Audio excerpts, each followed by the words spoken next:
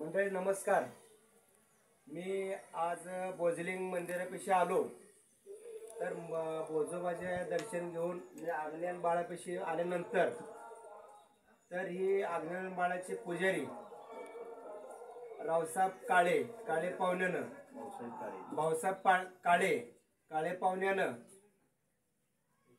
ओळख नसताना आणि मला विचारलं शायर तुमचं गाव कुठलं, कारण की ववी म्हणणारा शाहीर कुठं ना कुठं परिचय होतो आणि मी बोललेलं काय खरं आहे का पाहुणे, कसं काय ओळखलं तुम्ही?